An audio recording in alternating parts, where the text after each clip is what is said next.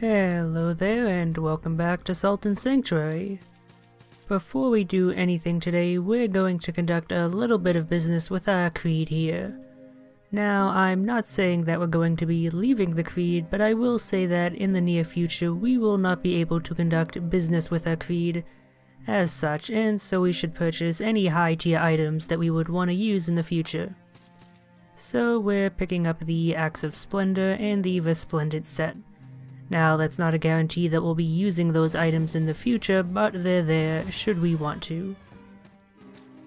So, the main area we're going to be exploring today are the Pitchwoods.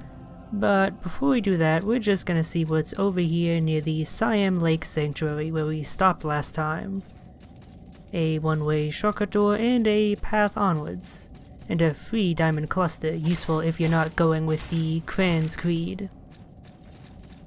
So, what we're rocking today is the Branding Iron, a sword that has the extra blunt property, and that means that a gun ends up dealing 75% blunt damage and 25% slashing. That will actually be very handy against the boss that we're going to be fighting today, as it is fairly resistant to slashing but not very resistant to striking. So there's not much to the right of the sanctuary, just another closed off gate in a pit that we'd probably rather not fall down. So let's actually get to exploring the Pitchwoods. Now, we could explore the Pitchwoods from the ground level. After all, there is an entrance leading to there from the ruined temple right at the very end. We saw it last time. But I'm going to be showing off the primary entrance. It's a bit more interesting, and it's how you're going to enter the Pitchwoods before doing the ruined temple. In fact, that is how you skip the ruined temple entirely. You take this route, get down to the ground level of the Pitchwoods, and then head left into the bottommost portion of the ruined temple and to Siam Lake. You can also end up fighting the boss via the back entrance this way. In fact, that's what I did on my first playthrough. So if there's nothing in the ruined temple that you particularly want, you can just skip it in its entirety but still fight the boss for its salt and gold. Useful if you want to get through the game a little bit more quickly. So this pathway here is a little bit interesting, but also mostly just kind of busy work.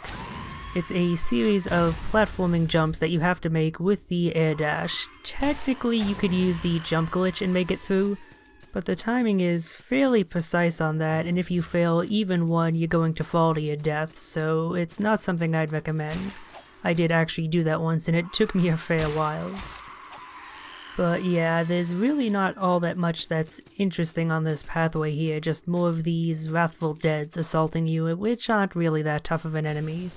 Basically, just don't try chasing them because they'll just constantly move out of your reach.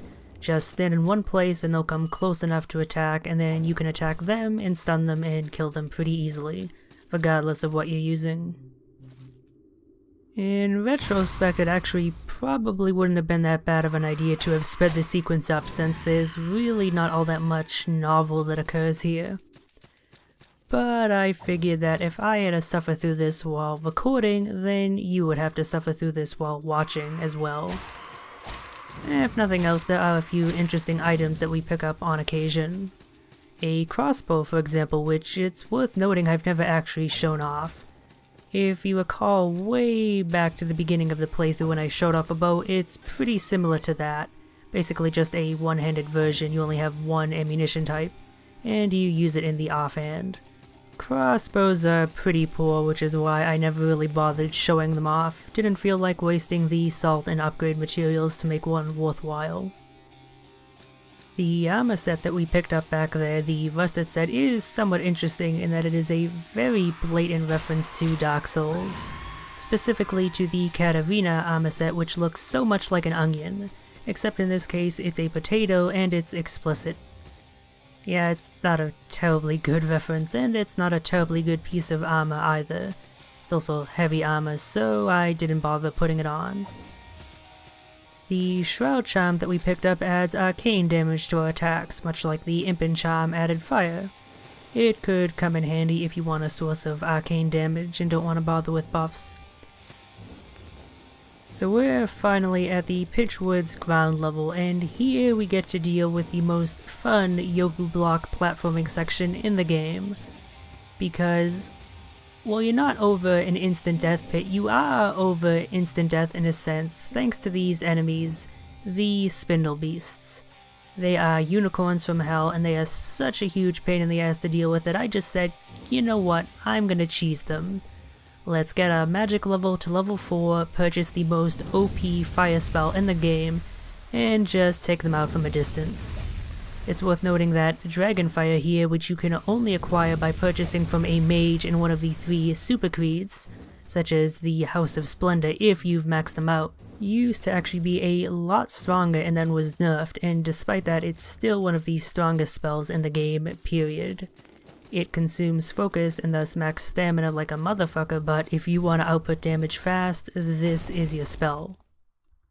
So, since I'll never actually be showing it off, what makes these spindle beasts so dangerous is that they have a single attack where they charge forward and gore you, and not only is this attack incredibly difficult to avoid, I'm not even sure if it's possible to roll through it, but if it hits you, it does an obscene amount of damage to the point that it's almost certainly going to one-shot you. So if you don't have a method of reliably taking them out from a safe distance, this is the main reason why you want to take that upper entrance, because you can ignore these few spindle beasts here entirely. This platforming segment here just has you taking fall damage, which shouldn't kill you if you're at full HP. Thankfully it's not a very difficult platforming segment, although it does have a few dick moves where you do have to air dash, and if you don't know that in advance, you're probably going to fall. Still not that bad of a platforming segment, and certainly nothing compared to one that we'll be seeing a little bit later. Oh yeah, the Shroud Charm that we picked up earlier that I neglected to mention adds holy damage to your attacks. So that's nice. Now, up here we end up picking up an armor set that we can actually use, and we will because it's a very dapper armor set. A very gentlemanly armor set. Very nice.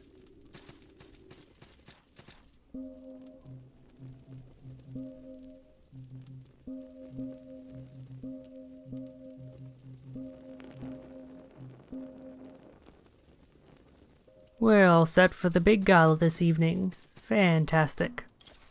Also, a little bit of a secret here that sadly doesn't really actually give you much, as it ends up leading to a way back to this area, and you can't end up proceeding very far down here because, let's just say if you drop down here as this message states, you will die.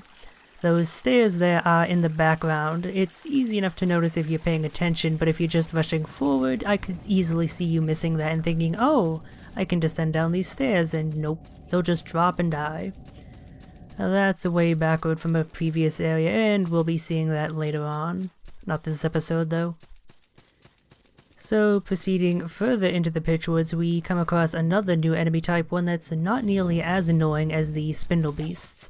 Although they are still somewhat a little bit aggravating to fight because when they hop up into the air, you can't actually hit them if you have a short weapon like the sword here.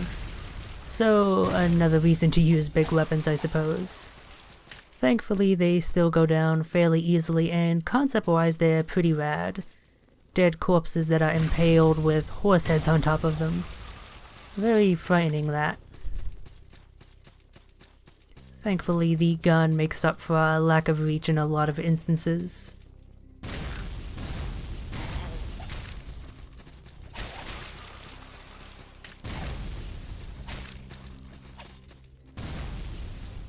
Although the aiming of the gun isn't always the best. I mean, that is partially my fault, but despite the fact that it leaves a huge blast radius that looks like it would hit everything around you, it actually has a very narrow range, and can only ever hit one enemy at a time, which always leaves me a little bit surprised. So, here we come to a shrine, and you should know very well by now what that means. It's boss time.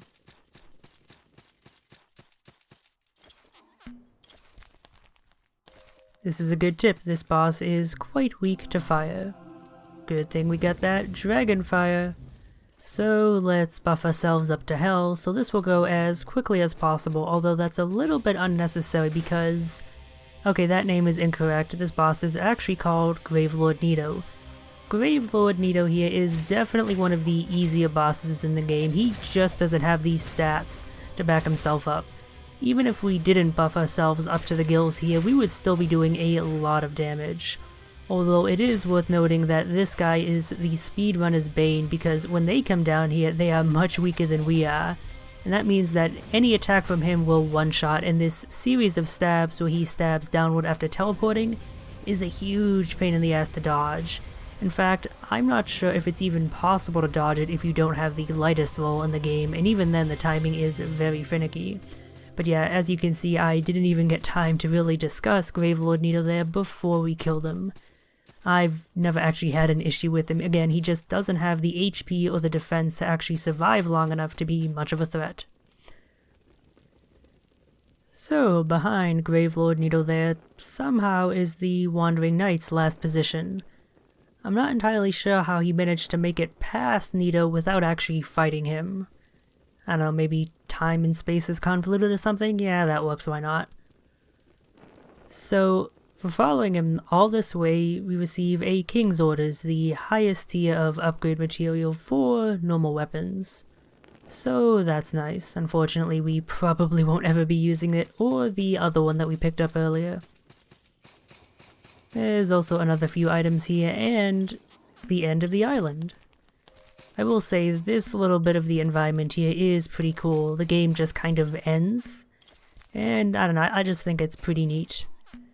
But otherwise, you don't actually get much for beating Gravelord Nito. Really, the main reward would be his boss item, his ashes, because the items that you can make from it, a greatsword and a halberd, are two of the best weapons in the game. The greatsword in particular has the fast hitter tag, which means that it will hit faster than pretty much any other greatsword in its class. But as you can see here, we're not done with the Pitchwoods just yet. This little section of Yoku block platforming is entirely optional, and it is a right bitch to do your first time. One failure means death. These sequences go on for a fairly long time before giving you a rest break, and some of the platforming is quite difficult indeed. Thankfully, you can just completely circumvent the most difficult part by using your noggin here, and just scaling up the wall, knowing that you can combine the shadow flip with the air dot to pretty great effect. So, our reward for making it through that rather pain-in-the-ass segment, seriously, I made it look way easier than it's actually going to be for you if you're not familiar with it. Our reward is finding the one sanctuary for the Keepers of Fire and Sky, the Mage Creed, and the second of the 3 Super Creeds, as I like to call them. So if you really want to bust the game over your knee with magic, you need to find these guys. I won't be able to show it off because I don't actually have the materials to level up in the Creed, and thus acquire their special items, but their special items are very good for mages indeed. One boosts your magic damage by 30%, no cost at all. The other item makes you recover focus every time you fire off a blast of magic, and for spells that have you fire off a continual stream, this means that you will be continually recovering focus, sometimes at a rate greater than the cost of the spell, and that means you can just constantly spray fire everywhere and just melt everything in your path if it's not heavily resistant to fire, and very little is this late in the game. So yeah, that's how you manage to make magic truly overpowered in this game. Granted, it is a lot of work to do it, so it does call into question my calling magic OP and the game's easy mode earlier. It's really nothing compared to a big honking strength weapon. But I'm never wrong, so shut up. So you'll notice that this video is only around half over, and yet we've beaten the Pitchwoods for which this video is named. And that's because I've done a little bit of a jape on you. The Pitchwoods was just kind of a side venture. It's a very small area, and there really wasn't any way I could stretch it out longer unless I just purposely failed the platforming or something. So we're going to show off a mechanic that I could have done much earlier but elected to wait until now to show off, for reasons that you'll be seeing soon enough. So, the Tainted Page items that we picked up so long ago and have used occasionally to buff our weapons have a secondary use, as their item description explains. When added to the quick bar and used in front of a sanctuary, they can desecrate that sanctuary. This immediately aggroes any NPCs that are around, who you then have to kill. But that's not the end of your troubles, even after you kill the NPCs, which can actually be a little bit difficult because they attack very quickly. You then have to fight a few waves of Sanctuary Guardians, who get progressively more difficult. Mages, Templars, and eventually we'll be facing a Dread Horseman. Those horse-mounted riders who are such a pain in the ass to deal with. And needless to say, if you try and do this as early as possible, you're going to get your ass kicked. This is actually still a somewhat credible challenge this late in the game. Doing it earlier, ooh, I don't recommend that at all. So that's part of the reason why I elected to wait until now to show this off, but the other reason is that you actually do want to fail at doing this, because failing this once will actually unlock a pretty significant amount of content. I think the developers intended for this to occur somewhat organically by you trying out this mechanic early on, getting your ass kicked, and then seeing the fruits of that ass kicking later on at this point in the game. The issue with that, of course, is the fact that you need to be reading every item description and just somehow intuit that this one is referring to a mechanic, rather than just flavor text for lore or something, which isn't terribly likely in my opinion. And of course, you still have to die, which isn't by any means guaranteed. Even if you're early on in the game, you can still come out on top, even if it is a fair bit more difficult. And then there is a third added wrinkle on top of that, in that you needed to have rested at that sanctuary beforehand. If you rested at a different one, then you will not respawn outside of it with the Bloody Writ, as what occurred here. So it is incredibly easy to end up missing some part of this series of mechanics in some way, and thus end up missing out on content that again occurs much later on in the game. So you know how we headed right from Siam Lake and didn't really find anything of worth other than a blocked path to the Pitchwoods? Yeah, it turns out that this fall, which has no indication that you can survive, is a survivable fall, although you still end up taking a bit of damage. There is then a series of further falls that you must survive. At least in this case, the safe place to fall from is indicated by this dripping water, although the very last fall is a bit of a dick move. If you don't jump very far to the right, you will likely die because you'll fall on the collapsible platform, and it takes long enough to recover from the falling animation, the crunching of the knees, that you'll very likely end up falling off of that to your death. So, for doing all of that arcane esoteric bullshit, we are rewarded with this NPC here who we can give the Bloody Writ to. By the way, if you happen to say no while having a Bloody Writ on hand, it's okay to say no if you don't have one. If you say no here, then you are locked out of the content here, so make sure to say yes. But, as she is discussing, this is the location of the third super creed of the game, the Order of the Betrayer, and again, you have to say yes here. If you say no, you are permanently locked from this on this playthrough. But for saying yes, we join the Order of the Betrayer, and it's actually worth noting that saying yes here is what causes you to join. No need to kneel at an altar or anything. It happens right here. So we are no longer a member of the House of Splendor. And that's why we purchased that axe and armor set earlier. Because now we no longer have the ability to, since our level of devotion is reset back to base. But we're welcome in a new place, so that's good.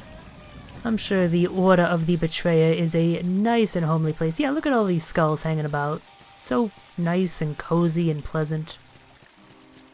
So the question that is so violently being begged here, is it worth going through all this bullshit, especially when the House of Splendor Creed offers so many useful things? And honestly, that depends. The Order of the Betrayer offers two things that are completely unique to it and are very good indeed. The first is from this mage here. There's a reason that the one NPC here by default is a mage, as he sells very unique spells. As he'll be mentioning here in his dialogue, he sells dark magic.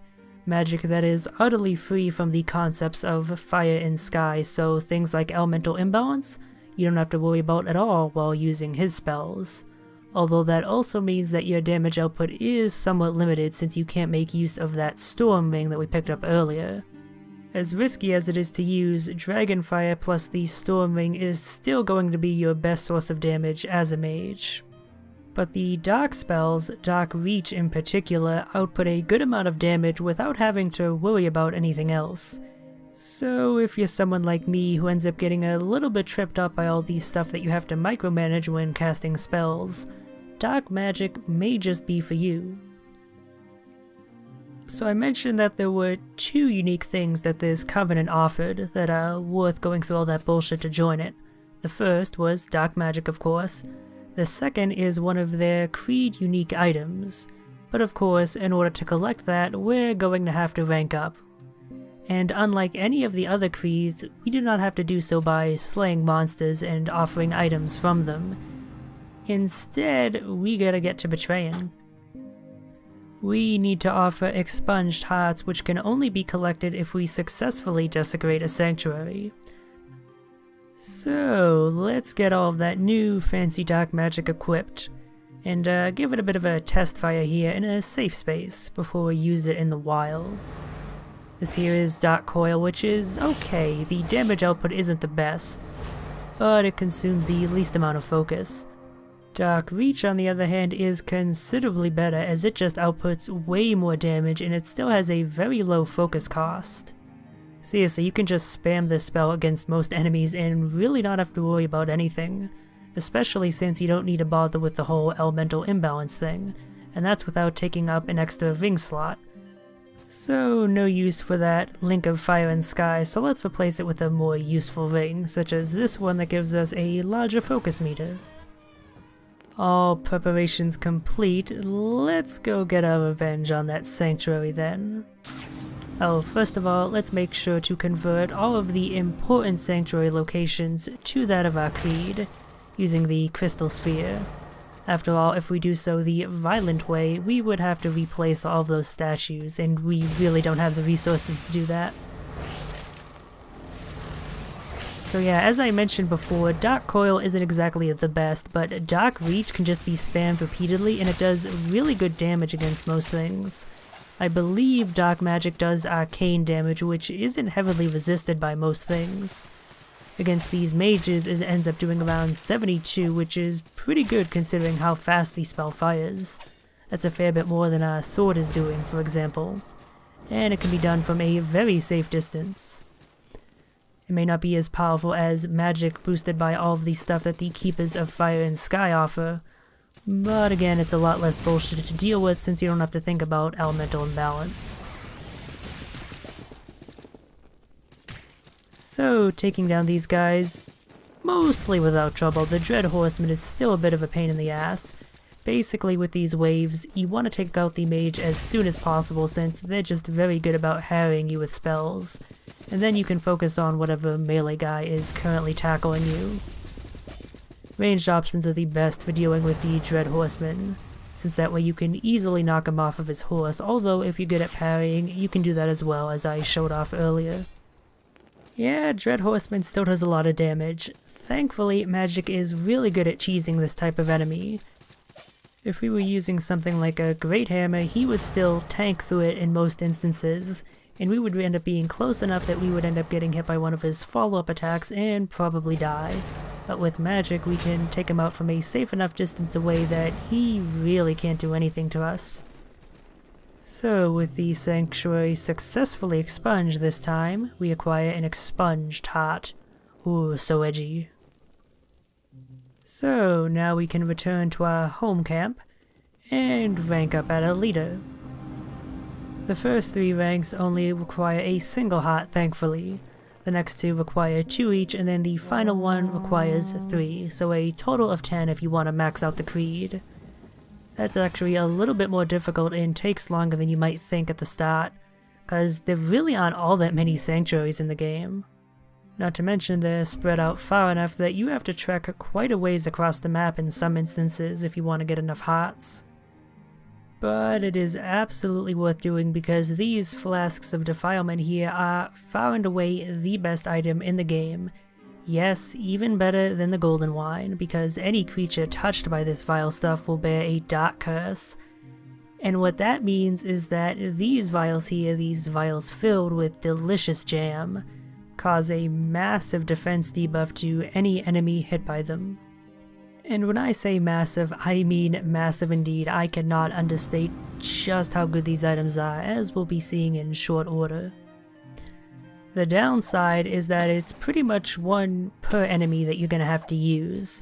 They do cause a bit of an AoE, so if there are a bunch of enemies clustered together, you can get away with using one and hit them all. But if you want to actually use them regularly throughout a level, you're going to need a lot, and that means ranking up very high in this covenant. So before we get to doing that, we're going to warp around to our most useful sanctuary locations and peaceably convert them. That way we still have our fast travel network mostly set up. The big reason that you want to do this is because whenever you end up desecrating a sanctuary, you piss off that creed in its entirety, which makes sense after all. And what that means is that you can no longer fast travel to creeds of that location. So say if you spent most of the game placing sanctuaries under the order of one creed, and you then say try to desecrate one of those sanctuaries, suddenly you've lost a whole lot of fast travel locations, and that means you're going to have to trek to each of those sanctuaries on foot. So my earlier mentioning of how a lot of these shortcuts end up being kind of useless because of the fast travel system, that's actually not true in this one instance here. Suddenly a lot of those shortcuts end up becoming very useful indeed, as I kinda show off here. By this point I had already desecrated one stone root sanctuary, and since the one in the Castle of Storms was also under the control of these stone roots, it means trekking back there on foot, and immediately fighting a gauntlet of enemies as soon as you walk in the door. Once that counter ticks down, you're stuck in here until you properly expunge it, but you're free to pass through if you make it through before the counter ticks down. So, let's see just how effective those flasks of defilement are. Against an enemy not hit by them, we do around 70 damage with Dark Reach. Against an enemy hit by them, we do 220. Yeah, our damage output more than triples. This is especially worthwhile if you're using sources of damage that do multiple types of damage, since you're knocking all of their damage resistances down to 0 or even into the negatives, I'm pretty sure. So yeah, that's basically everything there is to know about the Order of the Betrayer. So, having successfully acquired enough expunged hearts to max out a devotion, let's return to home camp and do just that, and pick up a ton of flasks of defilement. I could have actually gotten these ranks while doing the dirty deed. It took around 30 to 40 minutes to do so, and it would have made that go much easier, but I felt like saving it until the end, just to hear that constant ding as we acquire more and more flasks of defilement. And some black salt as well, the focus restoring item. After all, we use magic a fair bit. Couldn't hurt. So yeah, now we have 12 flasks of defilement. Basically, anytime we come across a tough enemy, just lob one of these and attack once or twice, maybe even 3 times if they're especially tough, and they'll pretty much be dead. I think it's worth pointing out that these are so good that these are actually used by speedrunners, albeit with the caveat that they glitch their way into this creed and thus don't have to do most of the busy work that we just did. Well, really, I just did, since I cut out most of it. Oh yeah, there's actually a third reason to join this creed here. They are the only merchants that sell the Drowned series of upgrade materials, which are used to upgrade Kraken, aka Most Boss, weapons, as well as a really nifty armor set that is pretty much just straight up the Dark Wraith set from DS1. I feel like this creed is probably intended to be their closest equivalent to something like player invasions in Dark Souls, the closest that they could actually manage given the fact that there's not any sort of co-op or invasion system. So the helmet of this doesn't exactly look so great, so let's just go with the clay phantom mask instead. That's what I eventually settle on. And with that, we're pretty much done for today. Next time, we'll be seeing what Siam Lake has to offer. For many players, it is an interesting experience, to say the least. We'll see how it goes for us, though.